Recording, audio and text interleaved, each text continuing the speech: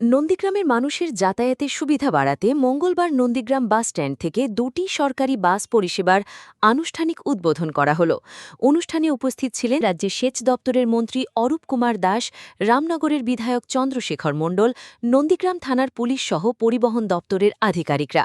পরিবহন দপ্তর সূত্রে জানা গিয়েছে, প্রতিদিন একটি বাস সকাল 6:30 এবং অপরটি সকাল 8:20 নন্দীগ্রাম বাস স্ট্যান্ড থেকে কলকাতার উদ্দেশ্যে রওনা দেবে। পরে দুটি বাসই কলকাতা থেকে নন্দীগ্রামে ফিরে আসবে। এদিন রাজ্যের সেচ দপ্তরের মন্ত্রী অরূপ কুমার দাস জানান, শুভেন্দু যখন পরিবহন মন্ত্রী ছিলেন নন্দীগ্রামবাসীর প্রয়োজনীয়তা বুঝে এটা দিয়েছিলেন। পরে 1956 এফেক্ট, সেই এফেক্টে বাস দুটো বন্ধ হয়ে গিয়েছিল, তো বুঝতেই পারছেন। তো এখন আমরা শুধু নন্দীগ্রাম শুভেন্দুর হৃদয়ে রয়েছেন এবং নন্দীগ্রামের প্রয়োজনীয়তাটা তিনি প্রতি মুহূর্ত মানুষের কি প্রয়োজন সেটা প্রতি মুহূর্তে তিনি অনুভব করেন। উত্তর 24 পরগনা ও তার আশপাশের এলাকার মানুষের সেবায় ক্যাথ ল্যাবের মতো অত্যাধুনিক সুবিধা নিয়ে পরিষেবায় ব্রতী সারদা মাল্টি স্পেশালিটি হাসপাতাল।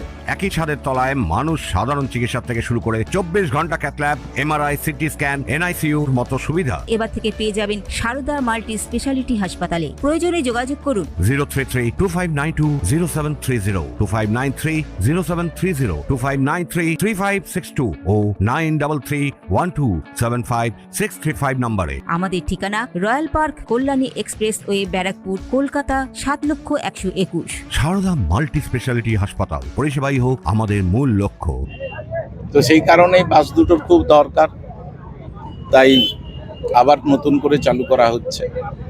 বাসের সংখ্যা বাড়বে, মানে যদি আমরা শুনুন, প্রথম কথা, গোটা রাজ্য জুড়েই প্রচুর নতুন রুটে বাস দেওয়া হয়েছে। পূর্ব মেদিনীপুরে ইতিমধ্যেই এগরা, পটাশপুর সব জায়গা দিয়েই স্টেট বাস দেওয়া হচ্ছে, কিন্তু আমরা আবারও বলছি রুটগুলোকে ভায়াবল করতে হবে। যদি দেখা যায় যে সাফিসিয়েন্ট প্যাসেঞ্জার তৈরি হচ্ছে, আরও নতুন করে বাস দেওয়া হবে।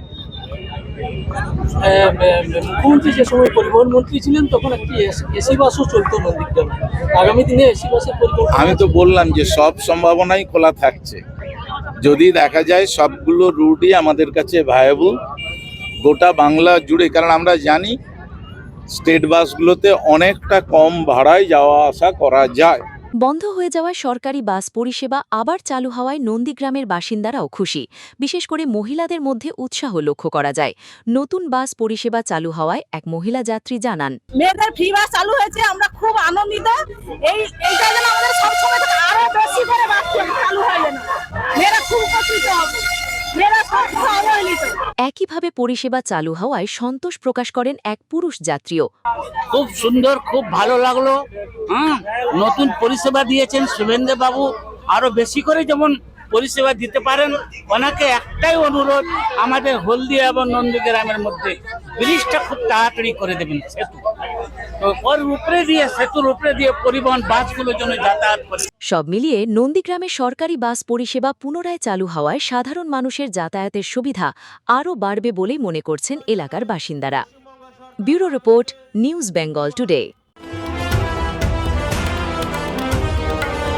মেঘবেলা লাইভে আপনার পছন্দের টিভি চ্যানেলস সম্পূর্ণ বিনামূল্যে, শুধুমাত্র মেঘবেলা ব্রডব্যান্ডের কানেকশনের সঙ্গে। মেঘবেলা ব্রডব্যান্ড, বাংলার ঘরে ঘরে।